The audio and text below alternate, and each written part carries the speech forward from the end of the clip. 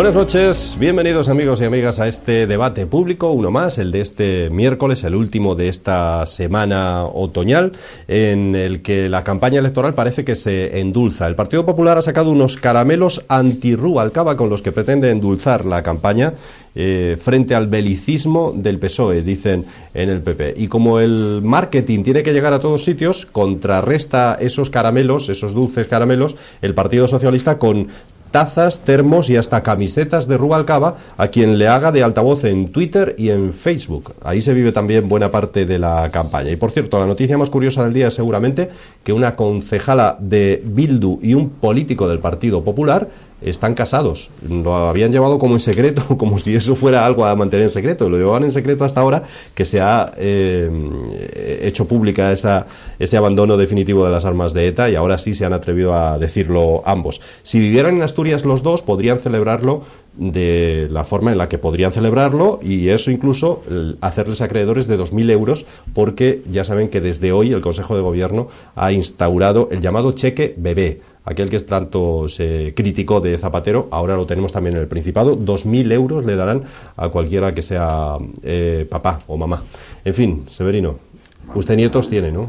Yo sí nietos tengo. Bueno, pues si se anima a cualquiera de sus hijas o hijos a tener... Bueno, para unos es más dinero 2.000 euros que para otros. Ese es el problema a veces, ¿no?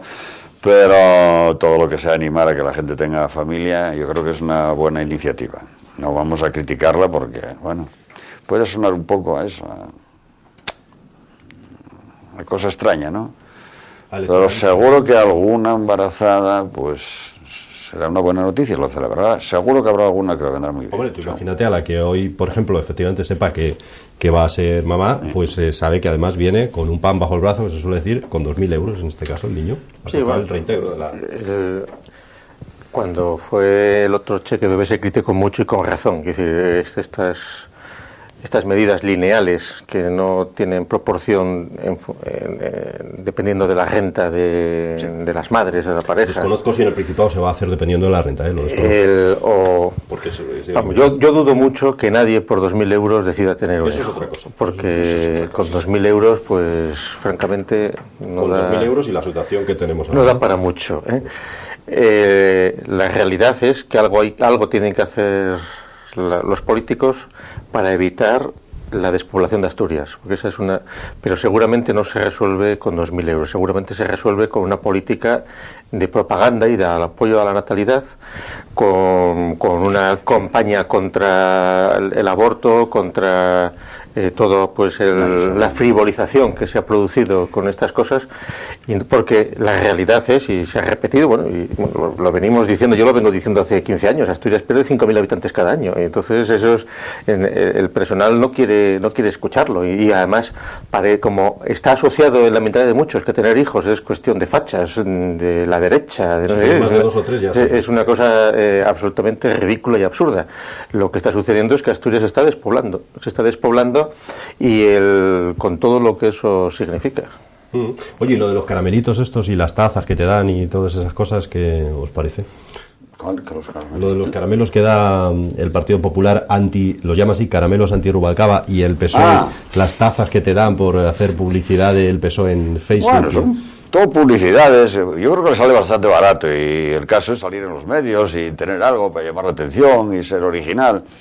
Bueno, mejor es eso a lo mejor que otro tipo de cosas, ¿no?, que se venían haciendo. Pero bueno, si la campaña la llevan por ese carril, vamos a decir, pues, estupendo, mejor que por otros, ¿no?, de agresión o de decirse cosas. Dicen que los socialdemócratas quieren llevar una campaña dura y que el PP una campaña pues tranquila. Evidentemente nadie va a decir las medidas que se van a tomar después del 20N, porque eso sí que es un caramelo. Toda la ciudadanía sabe que hay que tomar medidas muy fuertes, pero nadie se atreve a decirlas antes porque el grado de tan denigrante nivel en el que se mueven los políticos determinaría que el que fuera tan ingenuo de anunciar cualquier medida, la demagogia de los otros sería total, como el anuncio que antes dijiste también del PSOE con el niñito. Iba a preguntaros por eso, sí. ¿Habéis visto el vídeo ese del niño rico y la niña pobre? Que sale, ¿no lo has visto? Sale un niño en un chalet, un niño rico, con la sirvienta que le lleva al colegio, y el niño le pregunta a la sirvienta: ¿tú tienes hijos? Dice: sí, tengo una hija de la misma edad que tú. Y dice: ah, qué bien, porque así de mayor ella podrá cuidar a mis hijos. Y es a favor de la escuela pública, claro. Se lo han devuelto por todos los lados cuando quienes suelen llevar a la escuela privada son los hijos de la socialdemocracia, que son, pues, es decir, la ideología socialdemócrata es una basura, es decir, siempre lo ha sido en realidad. Es decir, siempre fueron cobardes para no hacer la revolución cuando había que hacerla. Y siempre se acaban instalando. Siempre es un juego demagógico, falaz.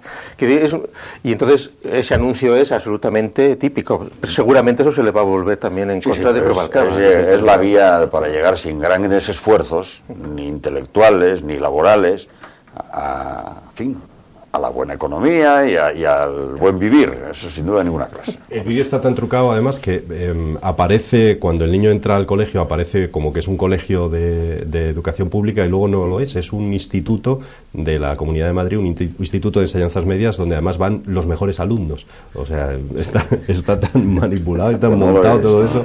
Pues es buenísimo la polémica que hay. Hasta la Asociación de Profesores de Colegios Públicos privados y concertados han pedido que se retire este vídeo. No, pero sí es verdad lo que decía Gustavo. Yo ayer estuve en una reunión en Madrid, una reunión empresarial importante, y todo el mundo decía lo mismo. Bueno, pues ¿cuál es el programa de Rajoy? No lleva un programa, y el otro tampoco. Es que es eso, efectivamente. Ninguno se atreve a decir, efectivamente. Aparte que, claro, están en una situación de decir, llego al gobierno y tengo que ver lo que hay, lo que le está pasando aquí a Cascos. ¿Qué más que prometas que no, si después llegas y no te han dejado ni un duro, ni posibilidad de endeudarte, ni puerta donde picar, ni nadie que te pueda hacer caso? Y sobre todo, que no tienes instrumentos, ningún instrumento para generar riqueza en los meses inmediatos, o hacer caja en los meses inmediatos. Y yo creo que de ahí viene el que no se comprometan a nada. No obstante, hay cosas que sí se podían comprometer, ¿no? La caja la van a tener que hacer con recortes. Tanto que se habla aquí de los recortes a la TPA. Ayer anunció la Junta de Andalucía, que todavía es socialdemócrata, que para el año que viene recorta 33 millones de euros al presupuesto que pasa a Canal Sur. ¿Por qué? Pues porque eso es un derroche imposible de sostener. Rubalcaba sí que sabe cómo está la situación, porque hasta hace un mes ha estado en el gobierno. Si todo esto que critican a Cascos, claro, que hace con la TPA, resulta que es lo que se considera como piropo y es bien visto en otras regiones. Dicen, aquí tenían que hacer, ayer me lo decía a mí el presidente de los empresarios gallegos, dicen, es que en Galicia, ¿cómo puede ser que tengamos una televisión pública con 3 canales? Dice, y lo pones y nada más que tocan la gaita y hacen payasadas, o te están dando cosas que ya se vieron, o repiten un partido 5 veces. O películas en gallego, sí. Bueno, o películas películas en gallego. Las comedias de situación gallega, la televisión gallega, yo creo que ¿cuándo nos van compite con la asturiana en calidad? Sí, ¿cuándo van a hacer lo que Cascos? Está todo el mundo diciendo que muy bien lo que la decisión que ha tomado Cascos. Claro. Por cierto, que ayer se desvelaba que creo que son 8 consejeros, no sé exactamente cuántos consejeros tiene el Consejo de Administración de la Radiotelevisión del Principado de Asturias, pero cobran 600 euros por reunión y tienen una media de 2-3 reuniones al mes, o sea, 1.800 euros. Eso será el precio con descuento, porque lo que cobraban desde hace 4 años eran 900 o 1.000 euros por reunión, y con 2 reuniones al mes. Todos los meses, bueno, yo a uno se lo oí comentar, a uno pero no 600, la cifra que se dijo en su momento ayer era... la Junta se dijo eso al menos, que son 600. Yo sabía que no llegaba a 2.000 euros al mes. Será bruto y neto, así que estará sujeto a atención. Él a mí me habló de una cifra que le representaba eso, una cantidad no llegaba a 2.000 euros al mes. Muchos ya está bien. Muchos de ellos serán políticos que tienen su otro sueldo, claro. además, me No, imagino, esto ¿no? lo suele ¿Quién hacer paraliza la el gente Consejo de que Han Estado? sido ya- retirados. Hay que decir, Sí. el PSOE, por ejemplo, metió ahí pues a exalcaldes que tenía que colocar en algún sitio. Sí, la gente que ya está jubilada, más o menos, o no, a punto, Favores indirectos que había que hacer a otras personas. para hacer que los saquen para partidos, gastos. etcétera. Ya. Bueno, hablamos si queréis de otras cosas.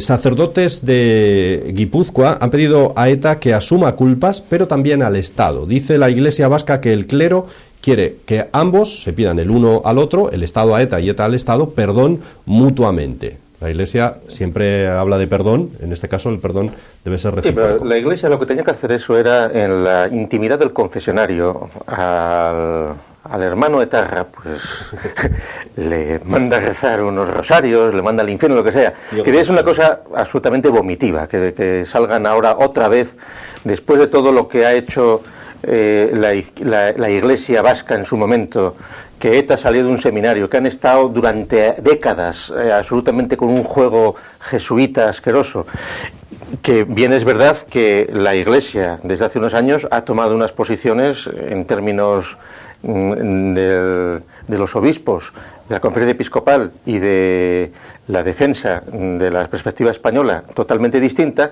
pero que entonces en este momento te salga ahora otra parte del clero vasco a querer venir pelillos a la mar, aquí no pasa nada, daros la mano, nos abracemos, no. Es que está siendo todo dentro de la operación de la hoja de ruta esta que estamos tragando absolutamente.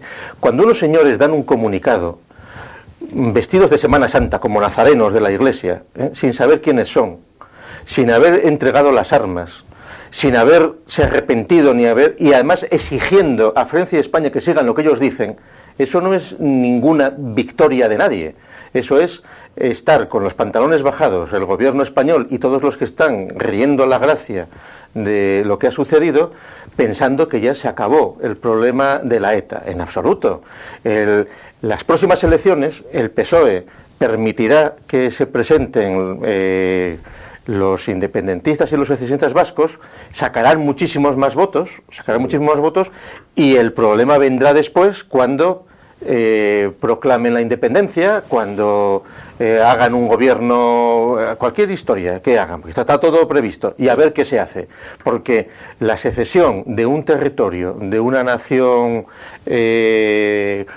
contemporánea, solo se produce por medio de la guerra, del conflicto. Es decir, no existe ni autodeterminación, mal dicho, porque no puede ser, porque tendríamos que autodeterminarnos todos los españoles si queremos prescindir de las provincias vascongadas, etcétera. Entonces, en este sentido, los de la Iglesia, pues lo mejor que hacían era guardar un prudente silencio para que se les siguiera respetando un poco y no empezar a río revuelto otra vez a provocar arcadas. Yo, viniendo donde viene la noticia, dudo bastante. Primero que dudo mucho que sea la Iglesia. Ya he dicho yo que es un sector de clérigos secesionistas. Le preguntaría a ese medio a qué llama él Iglesia.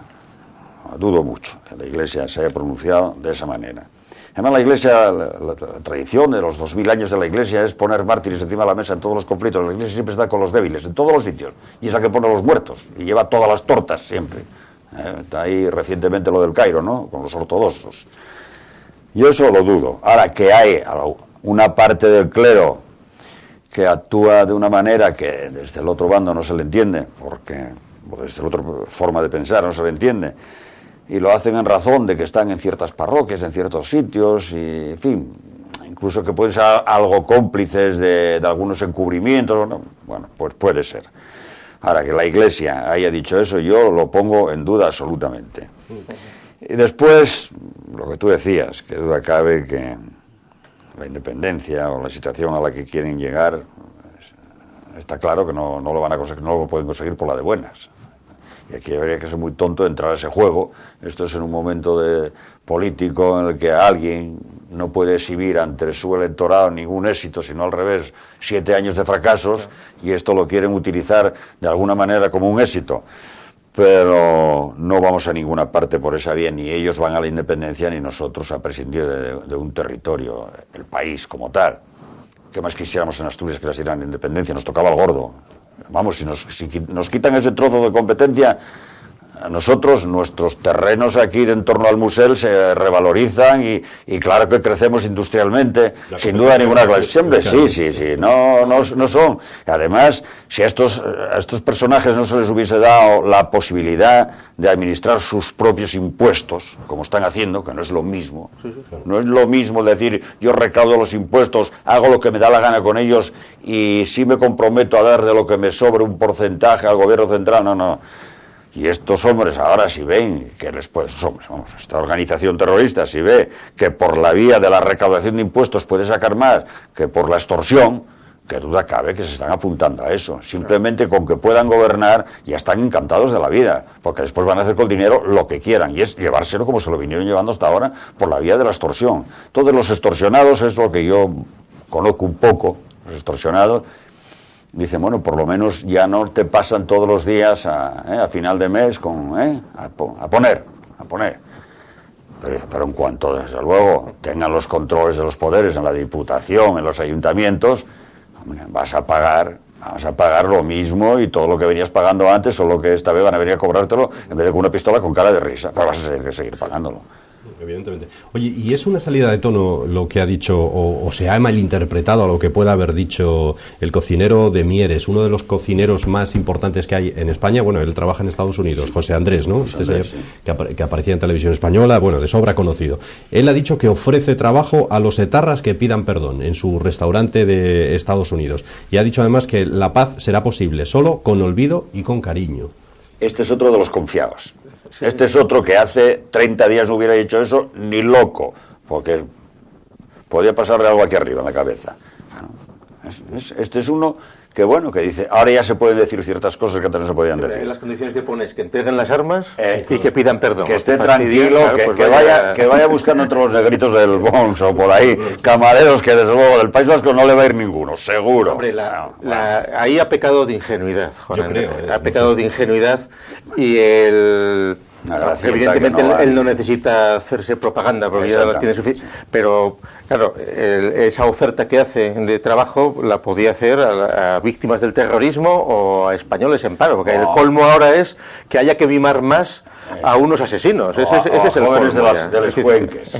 A jóvenes de los cuenques. De hecho esto lo puso en Twitter por lo visto y lo ha tenido que retirar por las críticas que ha recibido, pero seguramente desde la lejanía yanqui, pues él quedó embriagado de las noticias que leía tan hermosas que los medios muy contentos dijeron. Entonces se ha producido la reacción esa de dejar de tener guardaespaldas, de tener que mirar debajo del coche, todo eso es cierto.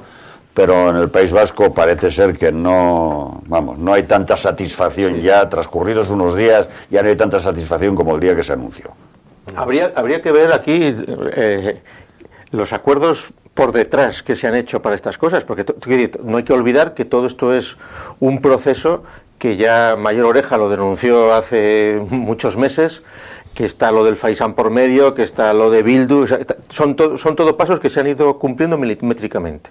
La cantidad de dinero que se va a ahorrar las administraciones quitando las escoltas, o los miles que se van a ir al paro porque se acaban las escoltas, es muy grande. Es un ahorro económico, sí, pero aquí no hay puntadas sin hilo. Es decir, dos salarios. Aquí está todo muy pactado con esta gente. Seguramente parece un poco que Francia están menos alegres que los ideólogos españoles, con más prudencia y con más control, porque son más conscientes de lo que se les viene encima, y entonces nunca tuvo en Francia nada. Bueno, pero hubo unos tiempos de que era el refugio, actuaban en España y se refugiaban y los dejaban refugiarse y no pasaba nada, y Francia hacía la vista gorda. Pero la reivindicación que están haciendo es negociar con España y con Francia. Claro, y bien, sí, es que ellos tienen que seguir diciendo que sus territorios son 5 y los que son, y el territorio que está en Francia, todo eso tienen que seguir diciendo. Pero ellos ya se lo creen, si se lo está todo el mundo diciendo. Ellos están ahora... Bueno, evidentemente no se lo creen. Eso no se lo creen. Pero Francia deben estar riéndose bastante. Quiero decir, deben pensar, bueno, esto es no creas, no, mira, vamos a ver, desde el europeísmo... Pasa en casa del vecino y a mí... No, vamos a ver, la cosa es más sutil, está muy extendida entre muchos políticos y en partidos nacionales, del PSOE, del PP, y particularmente en el entorno del PSOE, que el concepto de nación ya está superado. Que no hay por qué, que esto de seguir hablando de España, de Francia, que eso es una cosa del pretérito, que somos todos europeos, en Europa nos disolvemos. Y en ese sentido dirán, ¿qué más da que haya un cambio puramente formal? Porque es un cambio de soberanía que al fin y al cabo, si vamos a acabar cediéndola con más Europa en la Constitución futura que se está anhelando. Pero claro, pero no es así, esa es la gran falacia, pero que están aprovechándola totalmente para la confusión en la que estamos. Pero eso es en dos territorios, España, que es en Cataluña y en el País Vasco, porque nadie está pensando igual en Andalucía y en Galicia, que son los 4 históricos, ¿no?, que se llaman. Pero Cataluña no preocupa tanto, porque en Cataluña no hay esa intención ni esa voluntad de esa independencia en absoluto. Si ahí hubiese un referéndum... Está más distante de España, Cataluña, que el País Vasco. Sí, pero no en segregación. No, y sobre todo por la inmersión lingüística. Es decir, bueno, pero la inmersión lingüística es ficticia, tampoco vas a la calle, por la calle... No, Severino, es decir, están trabajando a 10, a 20 años vista, es decir, o 30 años, no tienen prisa. Y de hecho, que un funcionario ya no pueda ir a Cataluña, o bueno, a Baleares ha cambiado ahora, sin tener el grado de catalán tal, etcétera, etcétera, etcétera. La endogamia que han logrado... claro, bueno, pero eso es más por otra razón que por esa precisamente, es la de nuestros empleos para nosotros, ¿eh? Bueno, no, sí, por supuesto, no queréis saber nada, pero incluso... No estaban pensando cuando tomas esa decisión. Va todo en lo mismo, bueno, mira, lo primero es nuestros médicos aquí los primeros que trabajan, y nuestros fiscales y nuestros funcionarios de esto o de lo otro, los catalanes lo primero. Y como no podemos decir que solo catalanes, decimos el idioma. Desde el punto de vista de España, la secesión de Cataluña es peor para ellos, es decir, como la del País Vasco, es decir, que a mí no me preocupa en absoluto. ¿Perjudica más a la región independizada que al resto? Yo estoy convencido que si ahora hubiese un referéndum para dar la independencia a los vascos, el 80% de los españoles votamos que sí.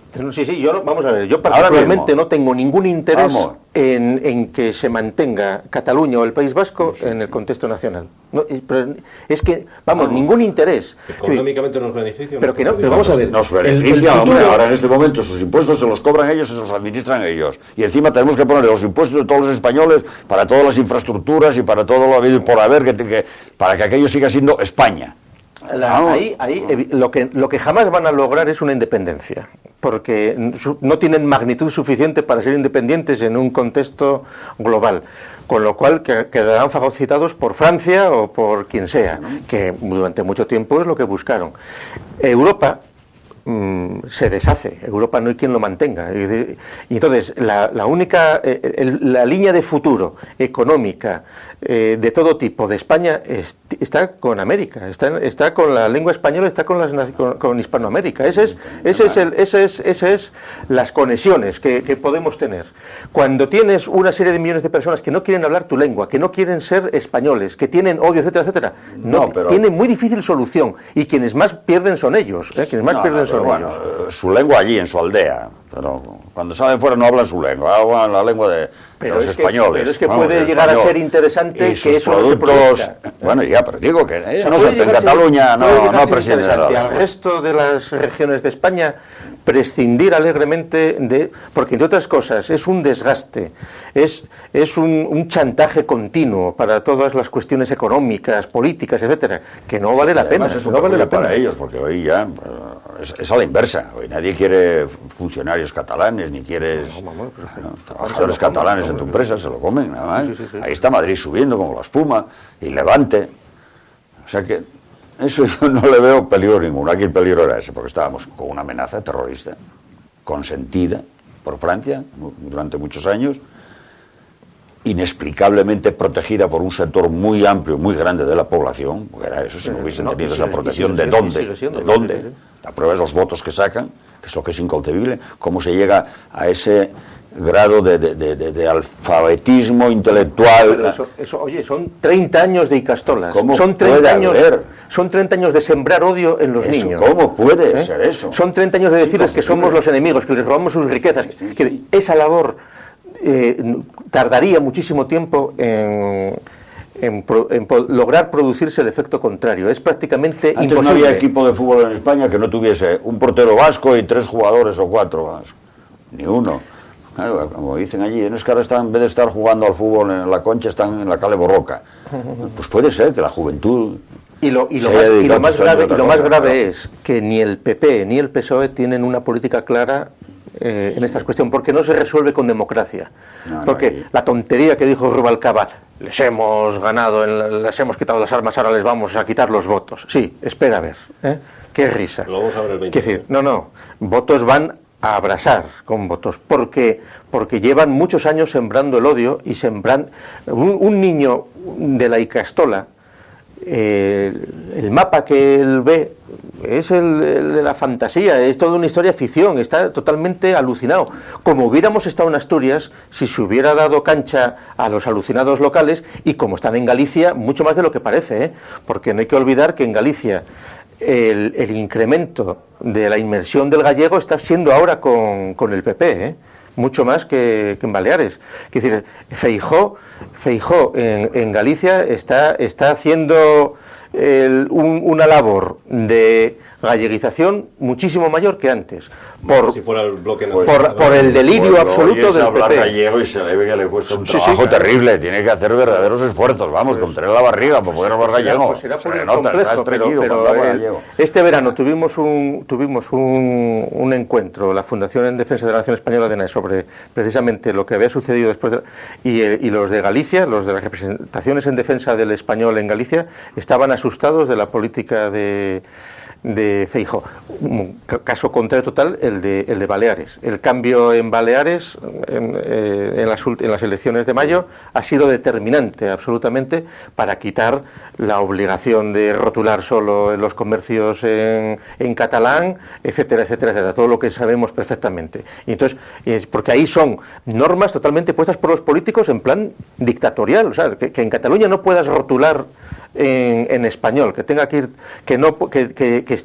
que los niños en las escuelas no puedan en el recreo les controlen solo en español. En francés o en inglés, pero en español no. Es una cosa delirante, de enfermos. Es una parte de españoles que están enfermos, pero esa enfermedad es muy difícil de echar marcha. Es muy difícil. Y lo peor a veces es que si rotula en español a lo mejor pierde un porcentaje de clientes. Eso es lo peor. Porque no se atreven a entrar, no porque no quieran entrar, porque no se atreven. No, claro.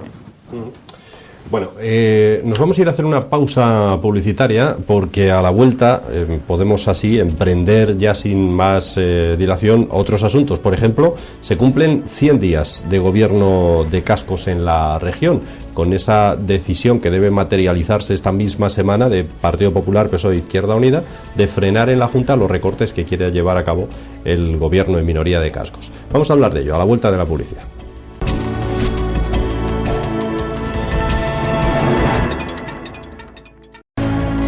Bueno, aquí estamos de nuevo con ustedes. Les cuento la frase que hoy ha dicho Javier Fernández en las últimas horas, el diputado del Partido Socialista y el que fuera candidato a presidente regional, sobre los 100 días de gobierno de Cascos. Ha dicho: no se puede hacer peor. Esa ha sido la frase de forma escueta que lo resume. Bueno, estos 100 días han servido para algo, dice Cascos, que han servido sobre todo para poner las bases del futuro, de la futura política que se quiere hacer. Casi que ahí reconoce un poco el gobierno regional que en estos 100 días no se ha podido hacer demasiado, pero se han puesto las bases, dice. ¿A quién creemos? Yo creo que lo que quería decir era, hizo lo que podía hacer, nada. Por eso yo no opté a la presidencia, porque sabía que tenía que hacer lo que está haciendo Cascos ahora. Yo creo que es lo que está diciendo.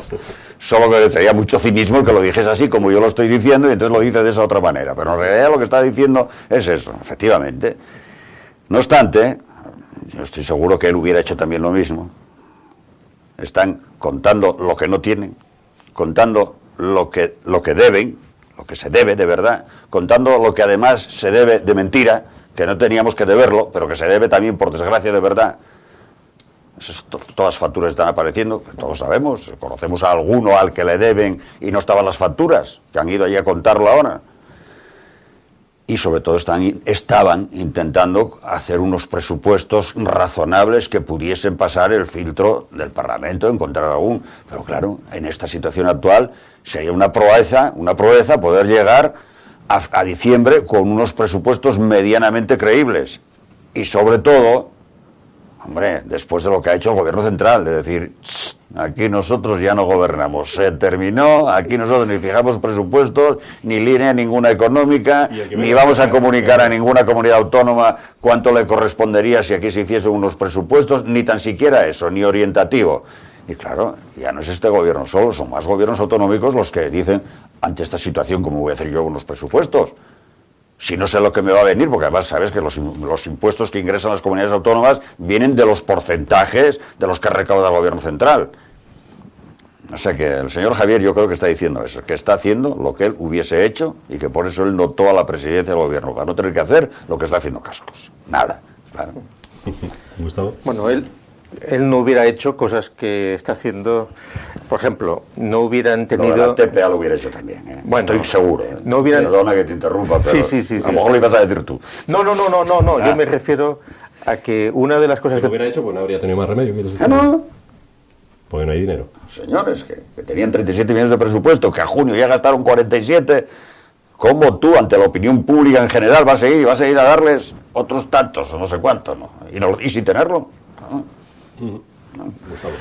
En estos 100 días lo que han tenido que hacer es no solo ver las cajas vacías, los pufos heredados, sino también tener que ir desentrañando la trama que durante décadas se ha ido haciendo de chiringuitos, empresas interpuestas, fundaciones, pues todo un tinglao muy complejo, porque no todo aparece, hay cosas que son ya de segundo y tercer rebote,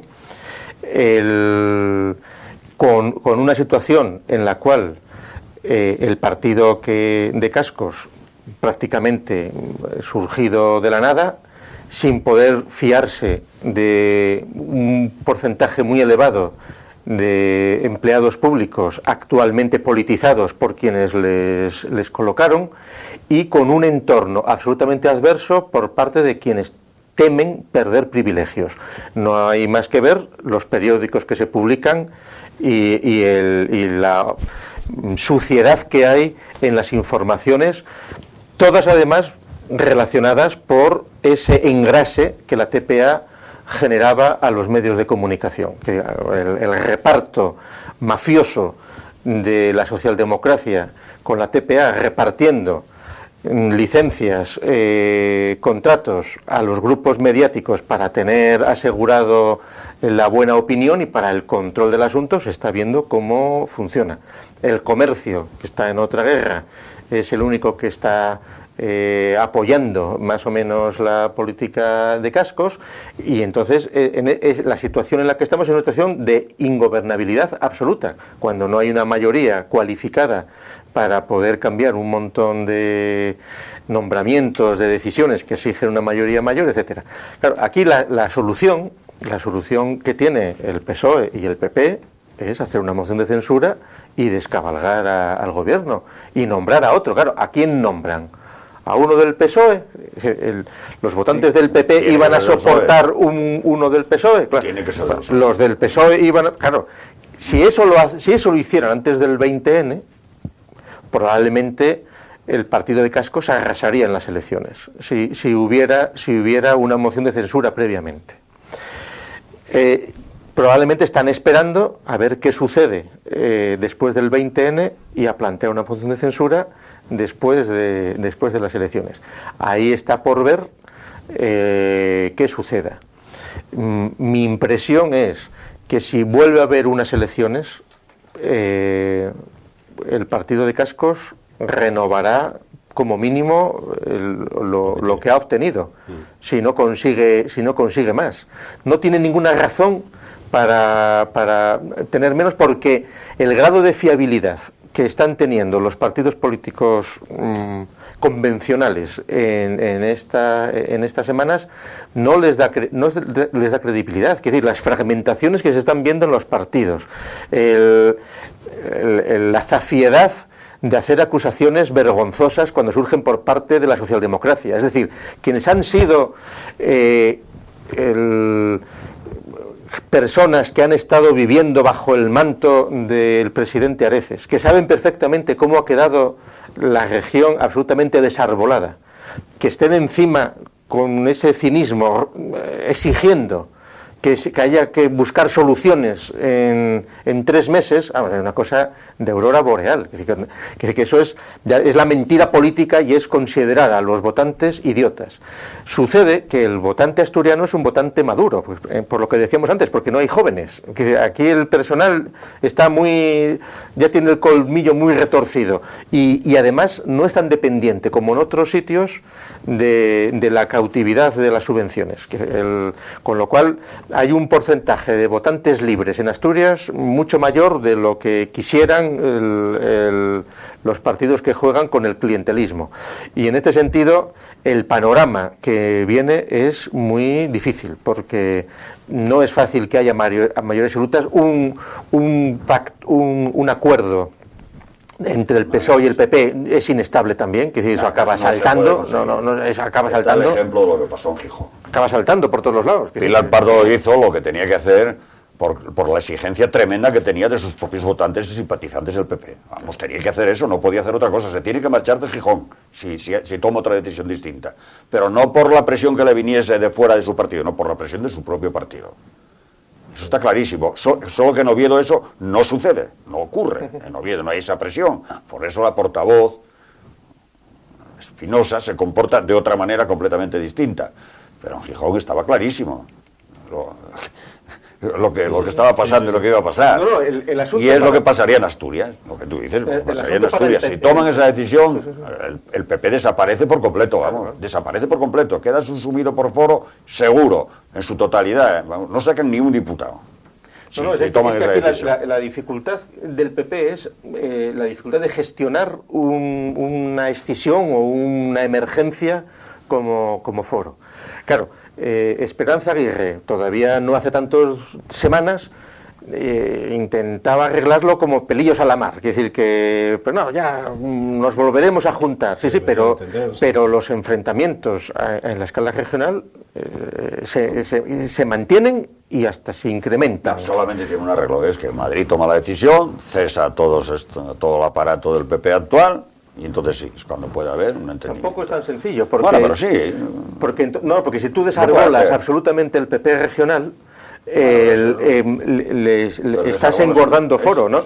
Eso, claro, pero es la manera de integrar Foro ya, llegar a un acuerdo con Foro e integrarlo. Sí, pero no es integrarlo, es crear otro partido que va a suplir ese espacio. Es decir, creas una unión del pueblo navarro. Bien. No está, es que no está. Es que vamos a ver. No es tan sencillo. A Foro o lo incorporas en este primer año. O si Foro logra acabar los 4 años, ya crea su red clientelar, su red de políticos profesionales de Foro y de intereses que ya no lo desmontan. Y de ambiciones, es que somos todos humanos, yo lo entiendo perfectamente. El alcalde de no sé dónde, no sé qué de tal, claro, y se crean. Y entonces mira lo que sucedió con Unión del Pueblo Navarro, que diga ahí absolutamente imposible, porque se crean, porque las partitocracias bueno, pero siempre puede haber esa unión, porque cuando es la política nacional, el ir de la mano, siempre, porque si no, no tienen otra manera de organizarse y proceder. Precisamente Casco se presenta a Madrid, claro, está por ver qué resultados obtiene. Y puede ser hasta bueno, estos partidos, este bipartidismo que tenemos puede ser bueno hasta eso, como ocurría con el Partido Socialista de Cataluña, ¿no? Dudo mucho que Cascos obtenga resultados importantes en Madrid, no me parece pues que... Ayer yo comí en un restaurante madrileño en Madrid, me dijeron las firmas que habían recogido allí.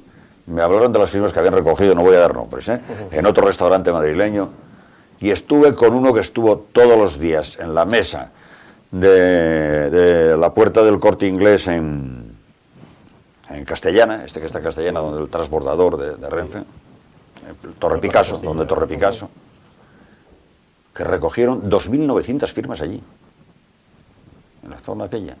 2.900 firmas, sí, sin más. Estar con una mesa puestos, esperando que pasara la gente, nada de atosigando a la gente.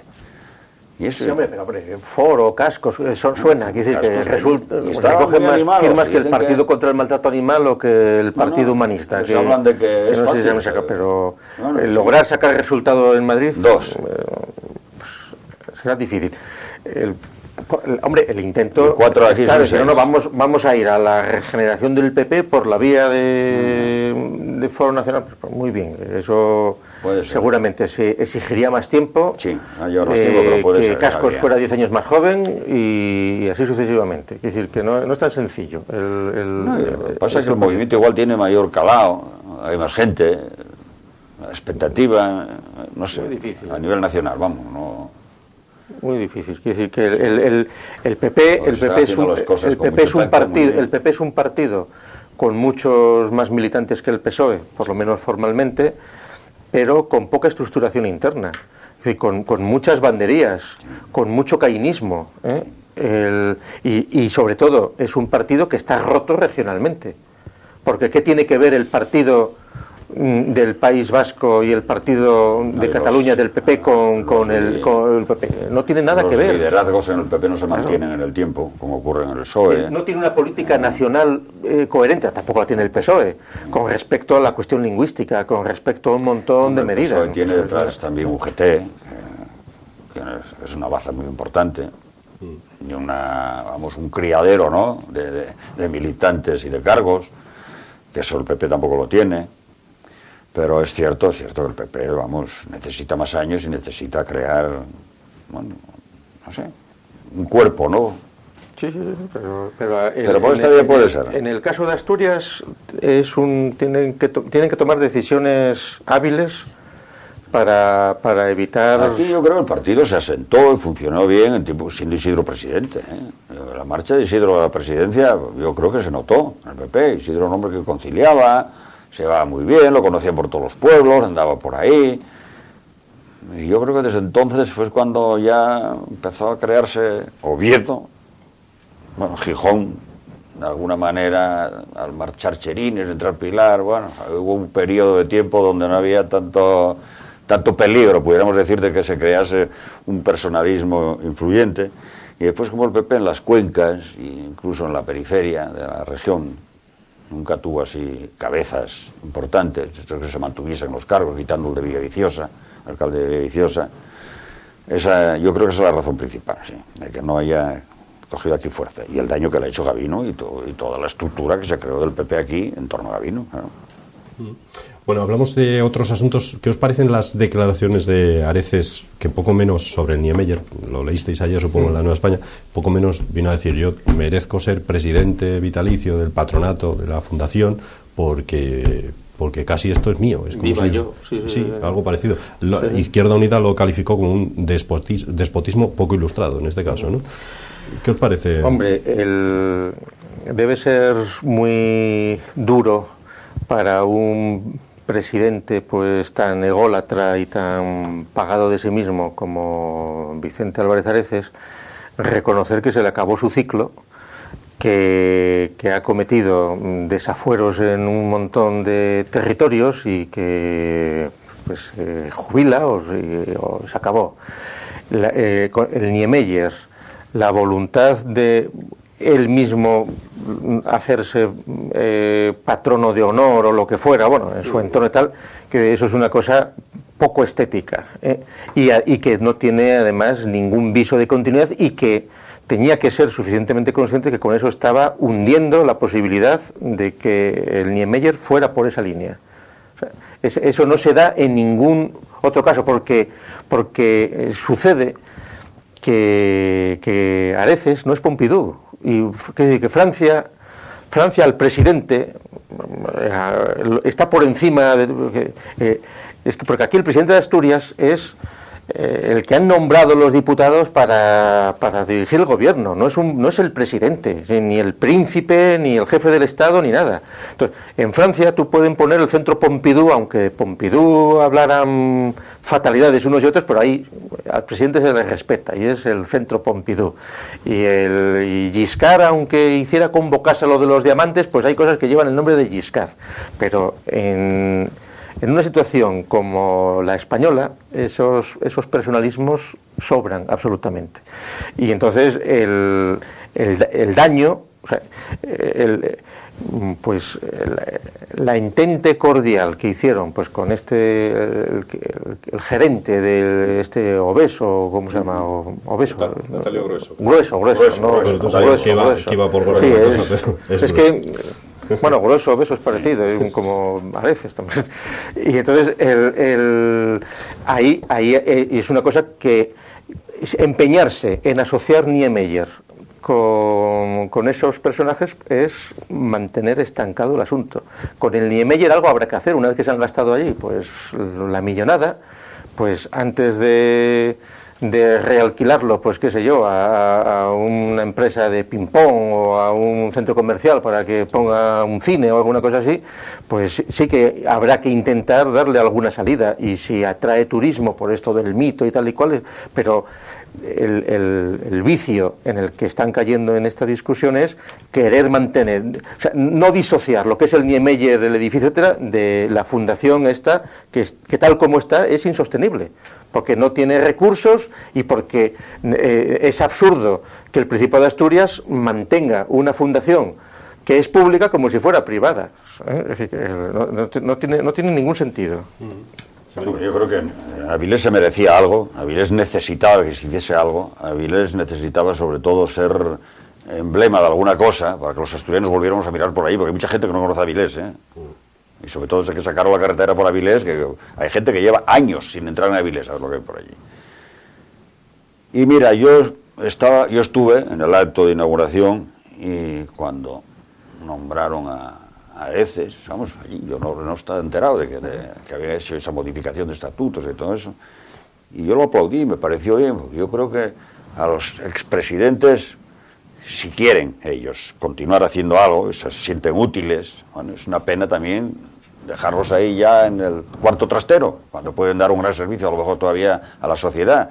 Y además entiendo que tampoco los lleva ya en ese momento ninguna ambición de ser más en algún campo, o de la política, o de cualquier otro, y tampoco el vivir de eso, precisamente, que me imagino que sí tendrán de qué vivir ya una vez que fueron presidentes. Y me pareció pues razonable, y que podía ser, bueno, un alguien nivelador, de que aquello funcionase, fuese por buen camino, me pareció muy bien, y eso, ya perpetuidad, presidente de honor, y en fin, de alguna manera algo gestor de todo aquello. Me pareció bien, y yo creí que era un acierto. Ahora, qué duda cabe que lo hicieron mal. Esto era mucho mejor haber pensado en esa posibilidad, y al nuevo presidente decírselo, trasladárselo, y que fuese él el que promoviese el que este señor lo fuese presidente. Eso no cabe duda que era la mejor manera. Más estético. Exactamente. A veces nosotros dejamos de utilizar a los grandes personajes, a Felipe González, a Rafael Fernández, nos pasó aquí, a Pedro de Silva mismamente, que podrían seguir prestando un gran servicio a la sociedad y al país.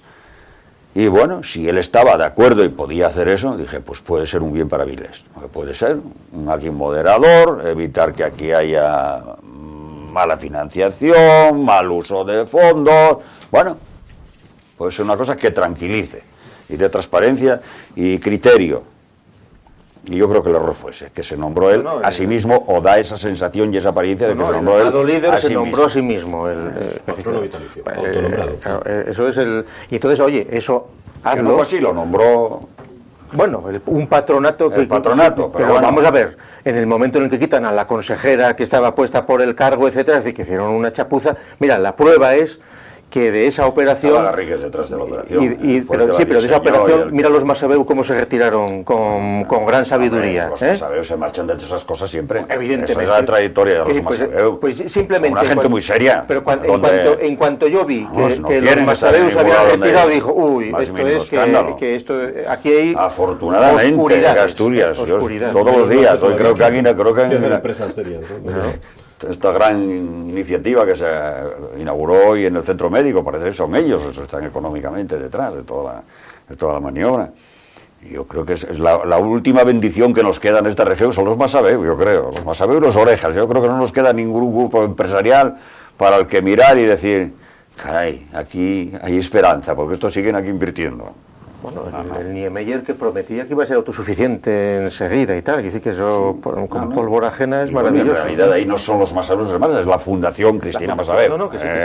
La Fundación, sí, pero porque era la disculpa que tenían para que la fiscalización de las cuentas se hiciera, no tuviera que someterse a los controles públicos que suceden con una fundación pública. Y entonces se dieron cuenta, porque las otras instituciones eran la Junta de Obras del Puerto, había que eran todas instituciones, controlas tú, todo controlado. Pones a alguien que está responsable, tiene que hacer lo que tú digas. Crear chiringuitos a base de eso es una cosa que Areces, oye, que monte la fundación Tini Areces, porque la Areces ya está fundada, que munde la formación Tini Areces, y entonces que se haga patrono vitalicio y presidente vitalicio, llamado líder, y que compre unos prados por ahí y se ponga unas estatuas como si fuera Mao, pues es estupendo, lo que quiera, pero hay que jugar con un poco de limpieza. De hecho, ya no tuvo vergüenza para hacer la cesión por 50 años que estuvo a punto de hacer, porque Izquierda Unida no tragó con aquella cosa, porque era demasiado forzado, y ellos tampoco se atrevieron. Luego dicen, no pensamos que fuera a pasar esto. Bueno, pues si no pensasteis que iba a pasar esto, es que en la ingenuidad en la que estáis es total. Cuando la opacidad y la oscuridad de la gestión del Niemeyer ha sido absoluta, cuando han estado gastando dinero a expuertas, como si fueran ricos, donde mucho del dinero que ha ingresado el Niemeyer ha sido inducido por gastos de consejerías, etcétera, para hacer reuniones, para hacer inventos, para enriquecer todo el aparato del poder al Niemeyer, a costa, entre otras cosas, de dejar absolutamente a cero las arcas de problemas. Claro, no puede ser. Esas iniciativas es esa, cuando entonces ya empiezan a necesitar unos recursos públicos inmensos, y no hay de dónde los sacar. Y después, es que hay que seguir manteniéndolo, porque si no es tirar todo lo que se invirtió hasta ahora, con lo cual la pérdida es mayor. Y después que es muy difícil hacer cosas hoy día en este mundo tan pequeño. Entrar a Brad Pitt o entrar a no sé qué, porque que eso es una cosa, vamos, que sí que... No, más que ir y ver el Guggenheim. Pues es más que asomarse al Guggenheim o entrar un día. Sí, pero el Guggenheim está dando unos ingresos importantes. Mira, las mentiras... No es rentable en absoluto. Ya lo sé que no es rentable, en absoluto que es rentable, pero en buena medida es un problema de la Fundación Guggenheim, es decir, que no cuesta tanto, ¿no? Sí, en su día no cuesta tanto. En su día se hizo de otra manera, no cuesta tanto.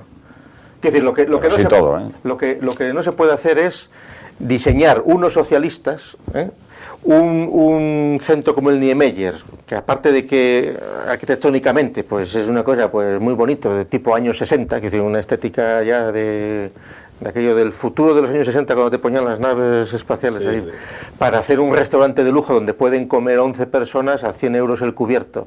Eso es socialismo en libertad. Eso es una cosa tan asquerosa y tan elitista y tan paleta. Un perjuicio para la cocina asturiana. Absoluto. Y además esa costumbre que hay aquí. Se pone cualquier cosa de eso, lo primero, llega el listo de turno, que se rompe la cabeza y dice, cómo yo les quito los clientes a los hosteleros de aquí o a los comerciantes de aquí. Es lo primero. Sumar, sí, traigo uno de por ahí fuera y ese monta un hipermercado y el otro monta un restaurante de no sé qué. Y a los de aquí que los parta un rayo, que compitan. Congresos, No sé. es organizar congresos, organizar actividades, eso tiene que ser en competencia, no puede estar puede estar mínimamente subvencionado sin interés, pero tiene que haber, no se puede mantener artificialmente cosas que no tienen viabilidad y que son una ruina. En el caso de Avilés, tú dijiste que Avilés merecía algo, sí, pero es que Avilés habían mirado para otro lado durante décadas, porque el Partido Socialista lleva gobernando 30 años en Asturias, y para Avilés y entonces el modo de querer compensar fue forzar unos estudios universitarios que luego fracasó, toda una serie de proyectos, cuál más ridículo, para terminar con este pastel, que es a base de la mentira, porque decir que en el puente de agosto fueron 100.000 personas a Avilés a ver el Niemeyer, pues eso no se lo cree nadie. Que hayan, sí, que hayan entrado 100.000 personas allí, sí. Pero todo el municipio de Avilés, claro. Pero todo el municipio de Avilés, entonces ya me contarás. Lógicamente es imposible. Pero digo, claro, hombre. Solo vendimos 6.000 entradas. Y digo, bueno, vale, entonces contáis al que pasa dos Eso veces es, por aquí. que sí, hombre, que 100.000 entradas porque todo el municipio entero, íntegro. Y algunos por la mañana y por la tarde, todos los días. Claro.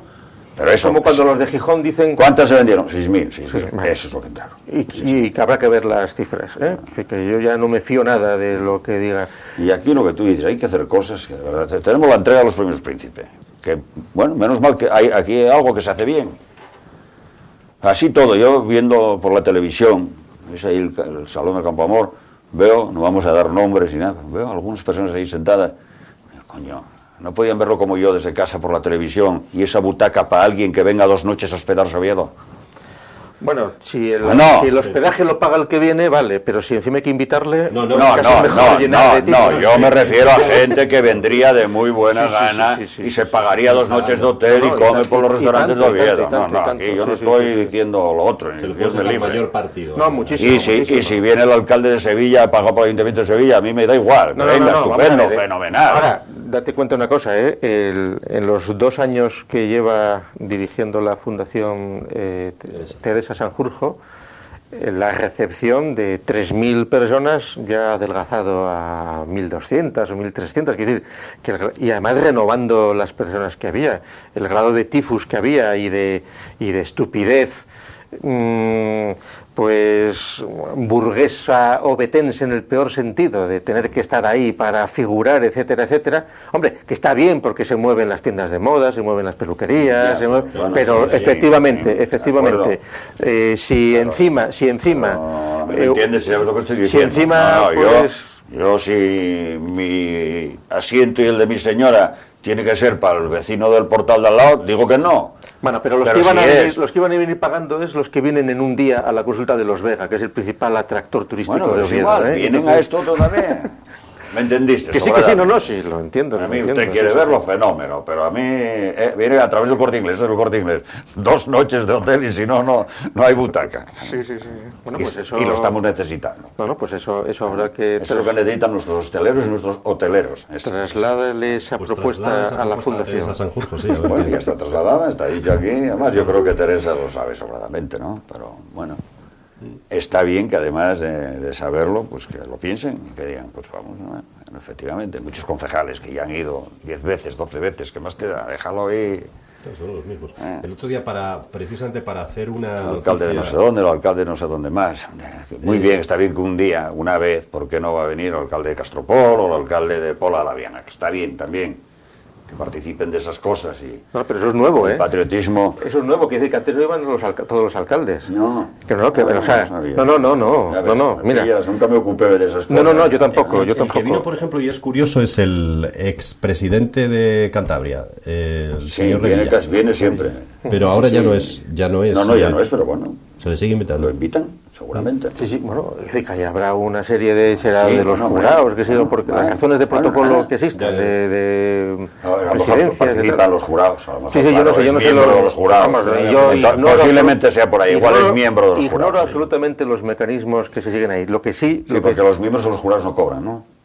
En la fundación me parece que no tienen dietas. Creo que no, ¿eh? No, supongo que será. Yo nunca oí nada de eso, yo conozco a los otros que nunca les oí decir no. No, yo creo que eso es el honor y el prestigio de venir. Les pagarán los viajes, evidentemente, lógicamente, pero vamos.